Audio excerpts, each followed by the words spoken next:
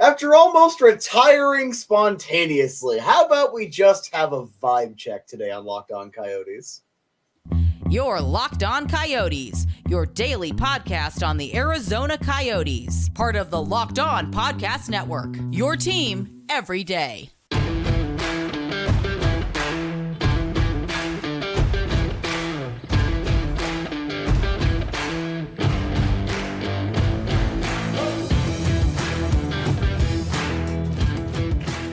Welcome to the show, everybody. This is Locked On Coyotes, your number one daily podcast on the Arizona Coyotes.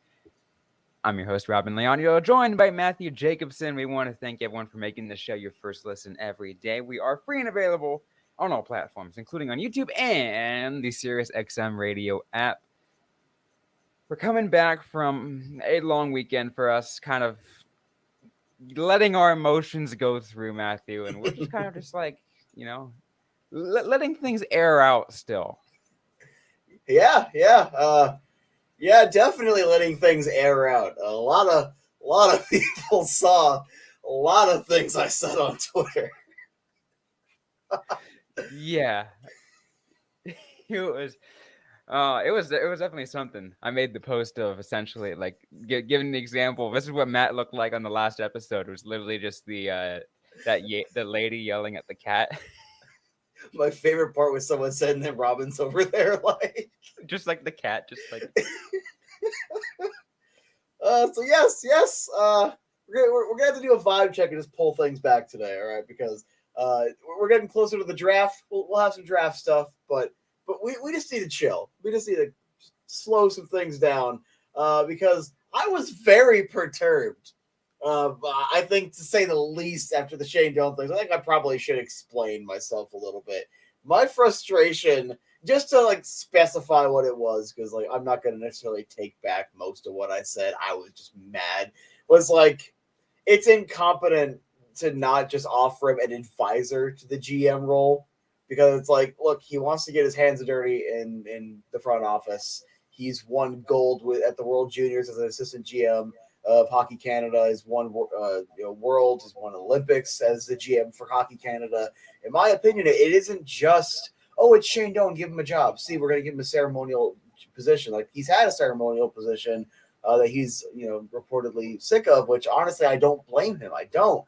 But it's like, hey, he's literally an advisor. Now, people did try to say, he might end up being the assistant GM later. Sure. Triolemi just came in. I have no idea how much is left on the assistant GM's contract. Could be a year, could be two. You wait till after a year with some continuity, and then you ease Doan into the role. That could be what's happening. But just from the optics of, hey, he got an advisory position, why can't you just create that for him here? Like, that felt to me like just the boiling point. And the rant I still stand by was fully on point, where it's like we've had to deal with not even just the history. And also, I'm kind of getting mad looking through the draft history stuff for this team, especially early on. But that's a little sidetrack.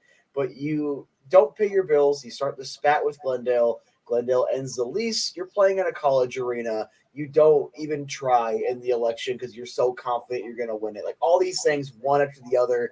I feel like the Doan thing was just the straw.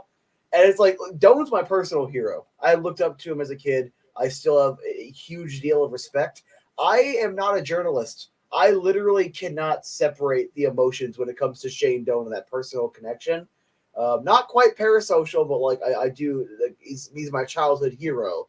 So it's like, I think that was just a straw of all the frustration of covering this team, because like I love this team to death.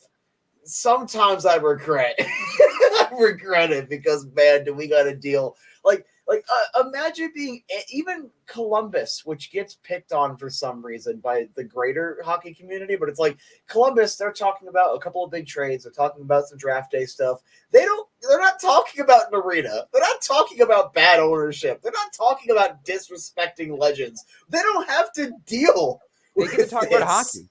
They get to just talk about hockey.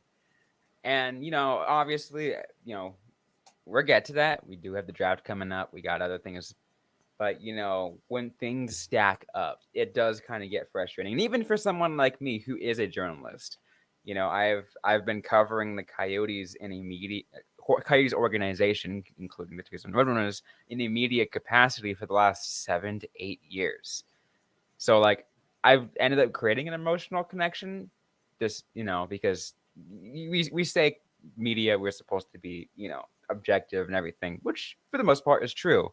But if you cover a team for so long, you kind of get to know everybody. You get the feeling. Like I got a chance to see a decent amount of people, grow up from graduate from Tucson up to the Coyotes and see all that. So like to me, I got that emotional connection, and yeah, I felt frustrated. I felt the frustration, not as much as you, because I didn't grow up a Coyotes fan, but I understand. I understood it. I understood it because like I've got a chance to talk to Coyotes fans, multiple Coyotes fans, and again, I've covered the team for long enough that it's been exhausting covering the Coyotes. It's exhausting, but also, and I'll tell you this, Matt, to me, it's also rewarding because you get the experience. Like I really feel like I would not be like if I went to college anywhere else and had the interest in hockey as much as I did, I probably wouldn't get as much of the opportunities that I did to get me to where I am now as host of this Locked On Coyote show. I would definitely say I've felt the highest highs and lowest lows of my life as a Coyotes fan. Like the bankruptcy, driving home from work and having my brother essentially send me a DM with the article, the Katie's Trading article, and then a few days later the article that the Glendale's getting ready to lock the doors on him.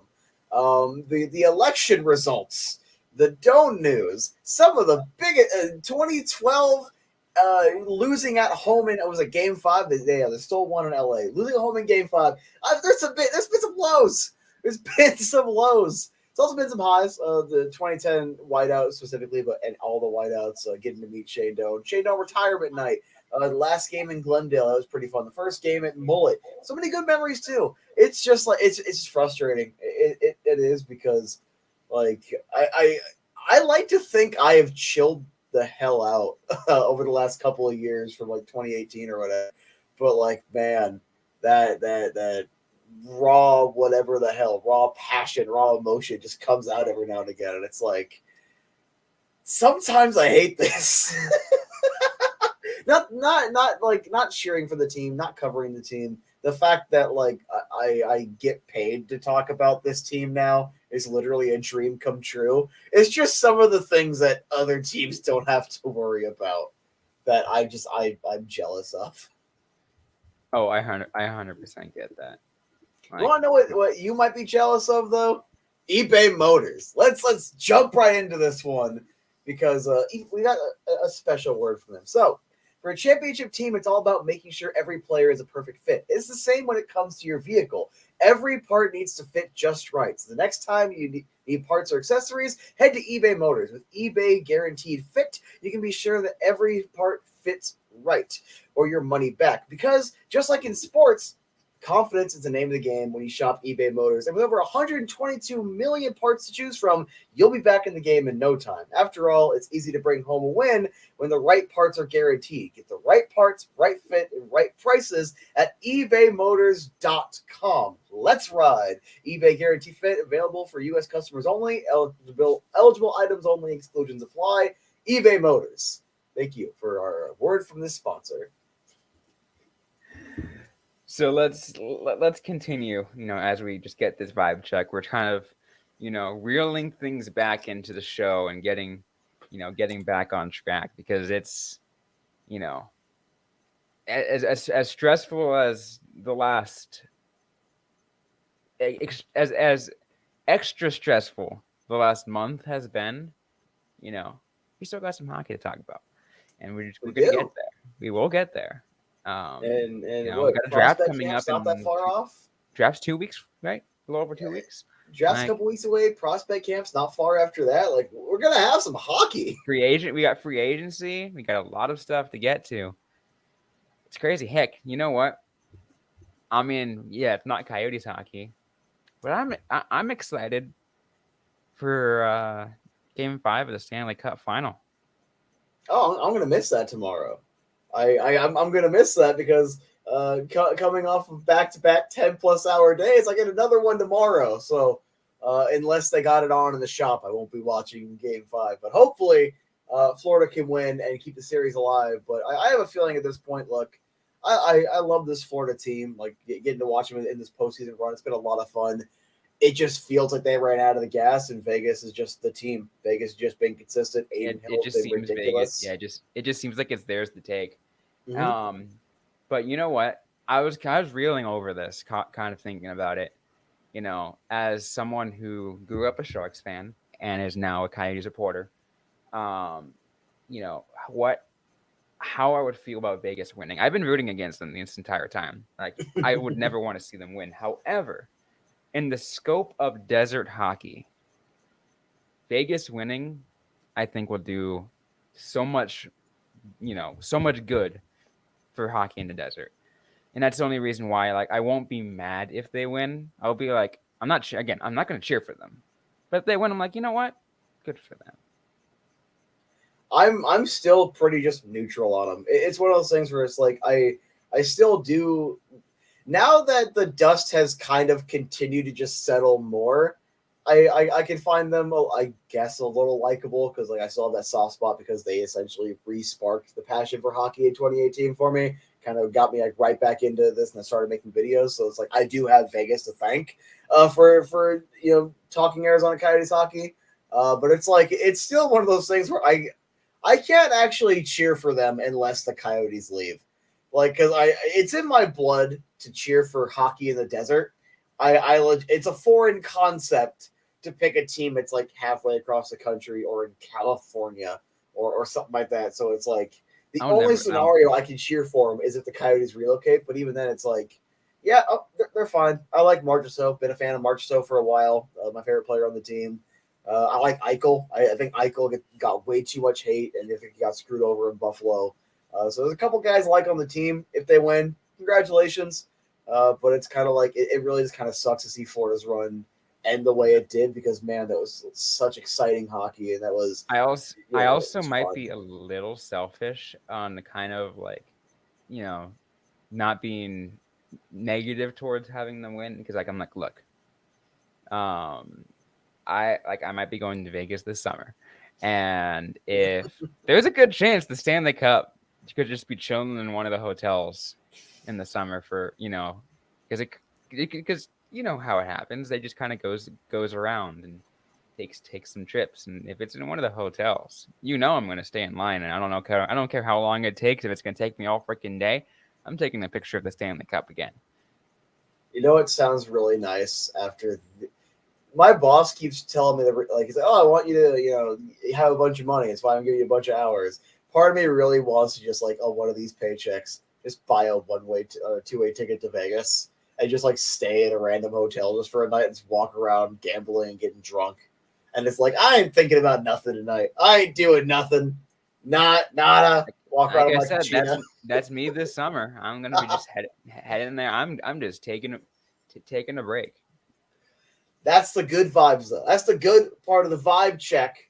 The bad part of the vibe check, you'll see some of this on Locked On. You'll see some of this on my personal channel. A bunch of notes I've been taking that you really can't. They're not legible right now, but just of the drafts, the draft history, the 1996 through 99 drafts. Do you know how many players were drafted, Robyn? Do you know how many players were drafted by the Arizona Coyotes? Phoenix Coyotes at the time between the 1996 and 1999 drafts. Oh God, I have no idea. I believe it's 34. It's either 31 or 34. My brain for some reason won't connect, but it's one of those two. Do you know how many of them played 100 games for the Coyotes? Very few. Yeah. I was gonna be like, I was gonna say no more than like 5, but yeah. Oh God. Daniel Briere, Trevor Letowski, and O.C. Vananen are the only players of the 34 or 31 over 30 players drafted. Only 3 to play 100 for the Coyotes, And if you average out everyone's careers, I think it's 6 that reached 100 NHL games. No team can survive that. Like, people love to dog on the Coyotes. People love to think, oh, the Coyotes have always sucked. They've always been garbage, which they haven't always sucked. But they've had poor because management for the there are vast players majority. of other teams who have, like been around. Let's say you have a kid who was drafted in like 97 or whatever, because let's say, within that same time frame, they played over 1,000 games for just one team. And then, like, similar players, 500 games, 300 games, 700 games. Like, so many players play like legit more than half of their career on one team. But We didn't get that very much early on. We didn't. And like, when your drafting is as consistently bad, when you're always missing, like, I think if we excluded Daniel Briere, the only of the first 3 rounds, the first like 3 drafts the Coyotes had that played like at all for them, to any degree, really was O.C. Vananen. Like, I think he's a 3rd rounder. I'll have to double check that, but like, the drafting's been so bad, and then I looked at the rest of the drafting history. As much as I love Don Maloney, the drafting's been so bad. It's been so consistently bad for so long. Of all the 4 original drafts, the highest draft grade I've given, I think, was a D+. And I think it was for 96 because Briere like carried that a little bit. Like, I legit gave at least 2 of the drafts Fs because they missed on everything.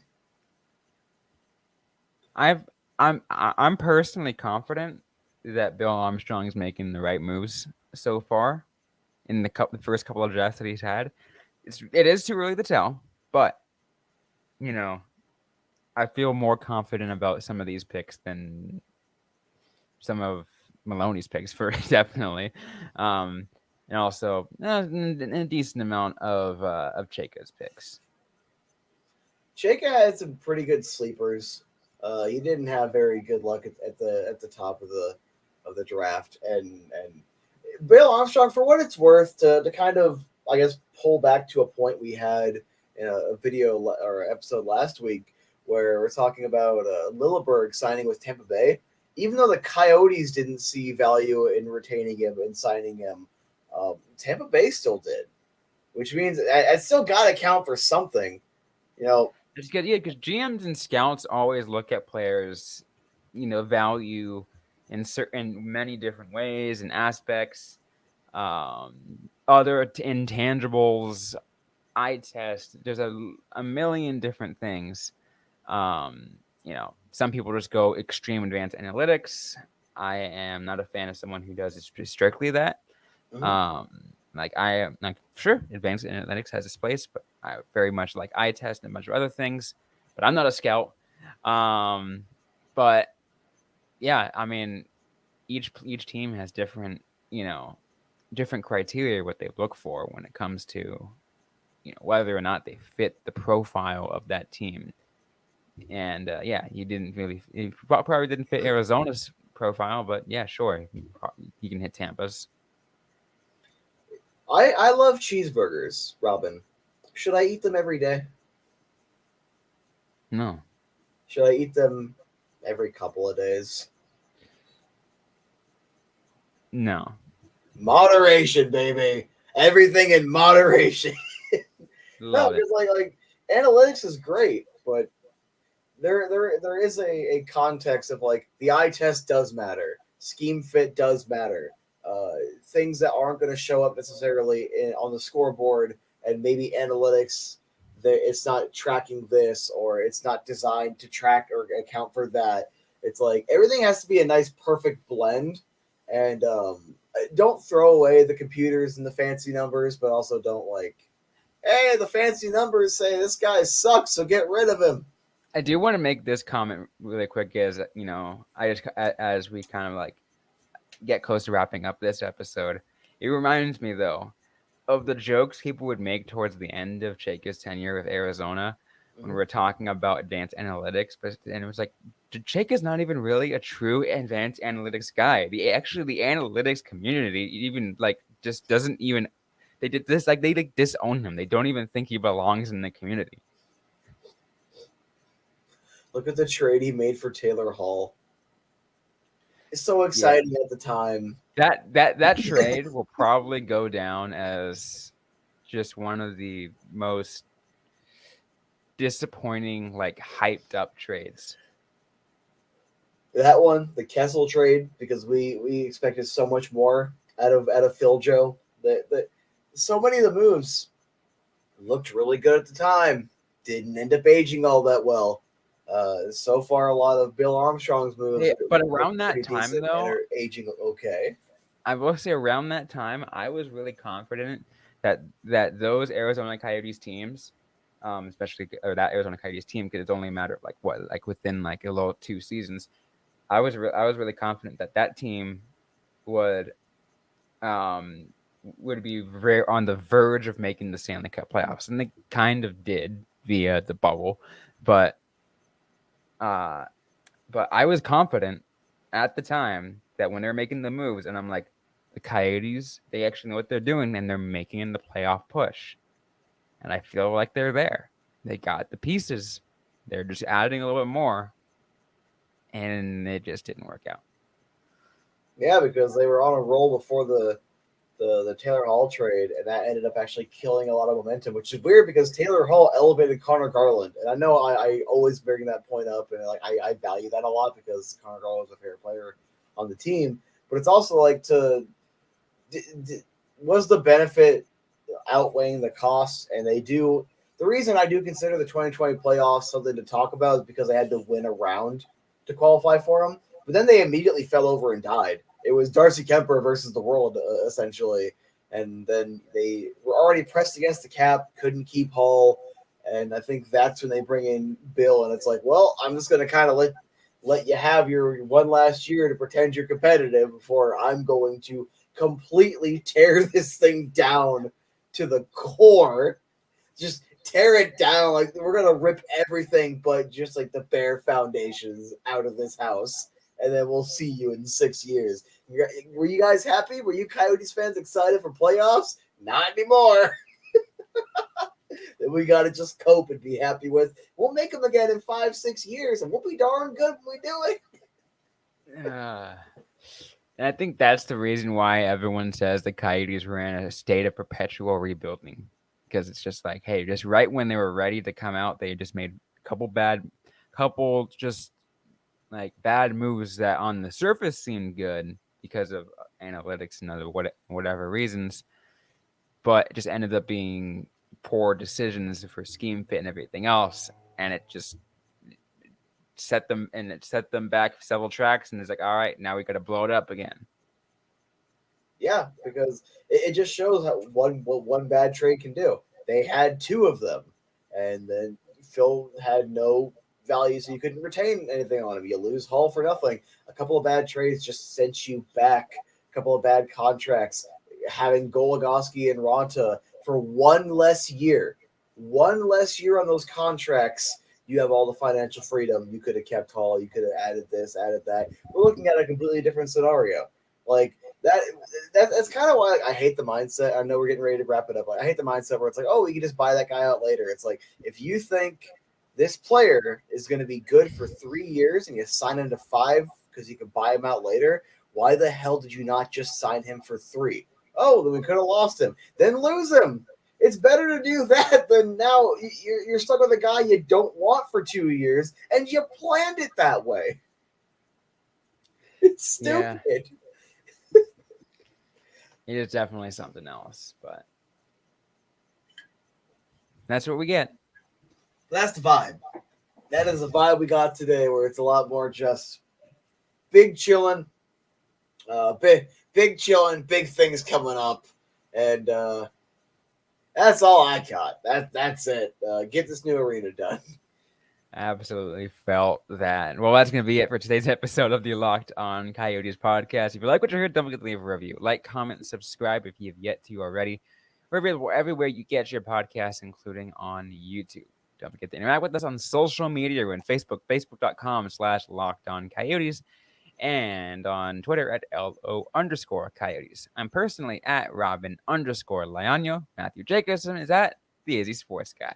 Interact with us, ask a question you might have, we might answer right back, or on a future episode of the Locked On Coyotes podcast. Thanks again, everyone, for listening to today's episode. Hope you guys are staying safe out there. Hope you guys are staying healthy. And don't forget to howl on.